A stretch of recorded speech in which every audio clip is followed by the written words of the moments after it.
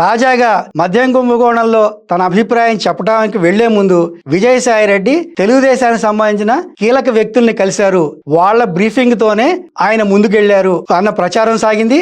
దానికి సంబంధించి వీడియో కూడా విడుదలైంది. విజయసాయిరెడ్డి ఒక ప్రత్యేక స్థలంలో టీడీపీకి చెందిన టీడీ జనార్దన్ ని కలిసినట్టుగా ఆ వీడియోలో ఉంది. వైసీపీ చెప్తున్నట్టుగా నిజంగా విజయసాయిరెడ్డి టీడీపీ ట్రాప్ లో పడ్డారా? అయినా రాజకీయాల్లో శాశ్వత మిత్రులు ఉండరు. ఒక పార్టీ నుంచి ఇంకో పార్టీకి మారటం, ఏ పార్టీలో ఉంటే ఆ పార్టీ వ్యూహాలకు అనుగుణంగా ఉండటం అనేది మనం చూసాం. అది ఎవరికైనా సహజమే.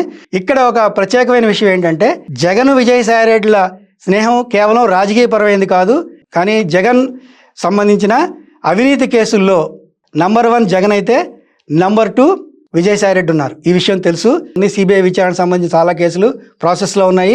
అది ప్రభుత్వంలో ఉండటం వలన చాలా వరకు ఆగాయి. సో అవి మళ్ళీ త్వరలో తెరుచుకునే అవకాశం ఉందన్న ప్రచారం కూడా సాగుతోంది.